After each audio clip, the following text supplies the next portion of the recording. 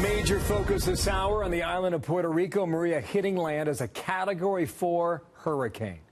The storm's a killer. We mentioned how dangerous the storm has become. FEMA Administrator Brock Long with me now live out of Washington, D.C. And, sir, good morning to you. And, boy, it's become all too common where we have a conversation, but yet again, here it is. What are you doing? What are you hearing about this storm now? So yesterday we were looking at a very fierce but compact storm. Unfortunately, as the system was passing south of St. Croix, the wind field expanded due to what's known as an eye wall replacement. And so, unfortunately, hurricane force winds extended far out to the north, impacted St. Croix before making landfall this morning in Puerto Rico. So it's the same show. We are back here. These guys have been going almost 30 days in a row right now, coordinating the federal government's response down through the governors of not only the Virgin Islands, but Governor Rosselló in Puerto Rico as well. Yeah, I don't know if it's St. John or St. Thomas, or you can pick an island in the Caribbean based on Irma, and now you have this. How can FEMA assist in the best, most efficient manner? Well, the good news is that we already have pre-positioned 3,200 staff members in the islands, in a combination of the islands of Puerto Rico and the U.S. Virgin Islands. We also were able to push in over the last 48 hours a large amount of meals, water, hygiene kits ready to go. So once the storm passes, the first objective is we have to establish an air bridge, as well as get the ports open so that we can start logistically supplying everything that we need in teams and equipment and personnel. And that's in addition to using what we already have on site. Can you gauge for us how much Puerto Rico took these warnings to heart? Oh, I think Governor Rosselló did a tremendous job. His leadership was tremendous yesterday. He hit the streets, went door to door in many communities, telling people to take it very seriously. And I think through his leadership and the warning order network that we have through the National Weather Service partners, I believe that they had people taking heed. Think about Harvey in Texas. You think about Irma in Florida, throughout the entire state of Florida. Think about the Caribbean now with this storm yet again. Are you stretched too thin? Do you have what you need?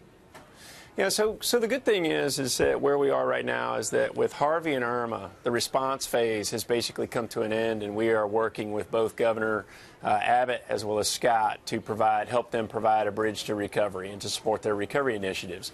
And because of that, we have a majority of our search and rescue teams on standby to support Maria and ready to go. And some of those teams are already on the islands as we speak. Thinking about Mexico, too. I don't know if there are conversations between the U.S. and the Mexican government. Have there been any requests so far in the early stages of that natural disaster?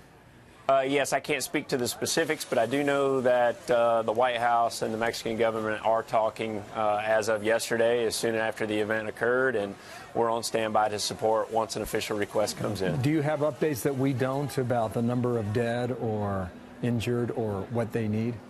Not at this time, I do not.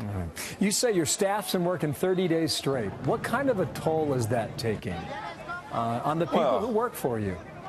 I mean, this is a dedicated group of individuals, and we signed up for this mission. And I think at heart, everybody wants to do what they can to help people, and they're utilizing that energy to continue pushing forward. And we have good staff rotations. We bring in teams, from all over the country, and switch teams out to make sure that everybody's fresh. They can go home, take care of the family front, and be ready to respond to help people. Can you think of a frame of time that parallels what we've been watching over the past month? Yeah, sure. I lived Deepwater Horizon as the director of Alabama Emergency Management. If I remember correctly, it was about a 78-day activation. So it was a constant. But that was one of them. These are several spread out over a great area. Yep, you're right. So I would say it was somewhat similar to the 2004 hurricane season when we had Charlie, Francis, Jean, and Ivan hit all at the same time. But the area of damage was pretty concentrated in that 2004 hurricane season versus what we're seeing here. 2004 is a big year. Good luck, okay? We'll talk again very soon, and my best to the men and women who work with you and under you. Brock Thank Long, you. You bet. FEMA Administrator there in Washington. Thank you for your time.